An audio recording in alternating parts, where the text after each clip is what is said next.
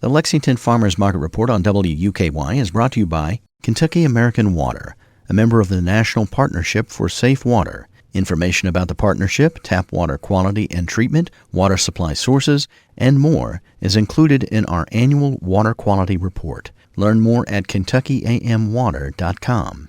Hello and welcome to Kentucky American Water's Lexington Farmers Market Report. Joining us from the Lexington Farmers Market, Josh England. Josh, welcome back to WUKY. What is happening over there at the Lexington Farmers Market?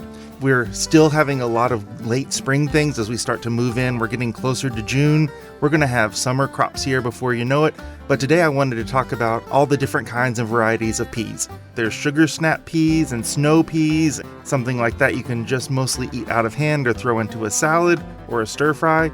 We're not quite into the hard shell peas yet, like you would think a black-eyed pea, although we do have some farmers that grow those. Those are more of a fall crop. But we also have some shell-out peas, so regular green peas that you take the shell off, the pod, and then you can cook those into a stew or a soup or freeze them.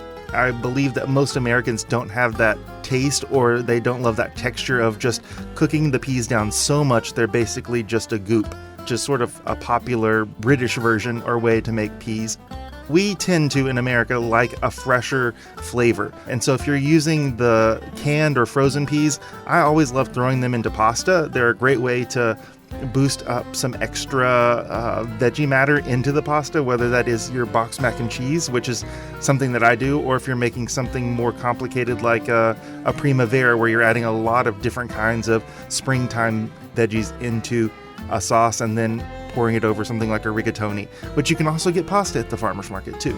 There are lots of dishes from around the world that do make a very similar thing to hummus. You cook the peas down, you add some roasted garlic, drizzle it with olive oil, maybe some lemon juice, and you make this really delicious spread or dip. It works quite well if you're using a toasty bread as well, which you can get at the market. It can be a great appetizer if you're having people over because it's so flavorful. You can add other toppings too, whether that's red pepper flakes or if you have some people that like feta.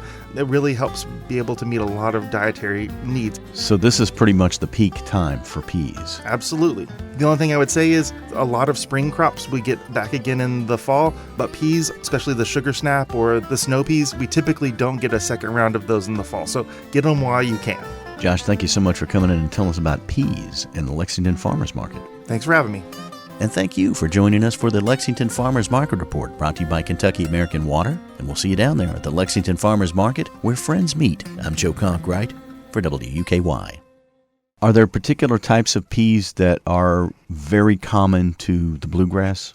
Unlike beans, where we have like very definitive, people really love their white half runners in this part of the state, or we love this Roma bean in this part of the state, or Kentucky Wonder in this part of the state, we don't quite have that same tradition with green peas especially. There's not the whole putting up and saving and preserving them tradition like we have a lot with the green beans. That being said, people do go wild over the kinds that they can just buy at the farmer's market. Ask the vendor that's selling them, the farmer that's selling them, if they are good to be eaten out of hand. So you just rinse them off and eat them, or if they need to be blanched. That means dunked in boiling water real quick, probably for about 30 seconds to a minute, and then put into ice water. That really helps preserve that color.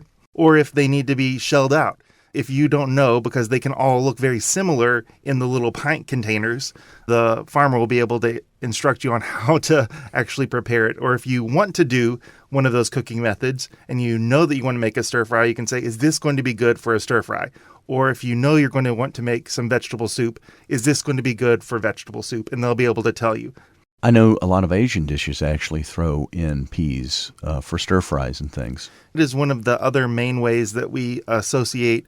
I think it was probably in the 90s, there were a lot of quick, easy 15-minute meals that said, here, make an Asian stir fry, throw in some sugar snap peas, saute them really quick, and they really do taste delicious, and you don't have to cook them that long. That's the other good thing. You get some teriyaki sauce maybe, chicken that you've grilled up, add some broccoli and peas and carrots and onions. You can make a really quick stir fry.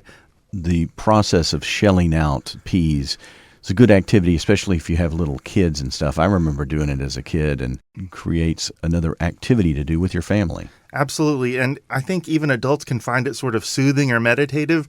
Another good thing about shell-out peas is that they have a longer shelf life than what some people might associate, because once that outer pod starts to dry up, the pea in the inside can still be good and be used to cook. You don't want to do it if it has like mold or mildew on it, of course, but you can use those inside peas to make all kinds of different dishes. You might have to cook them longer, but they're still really delicious.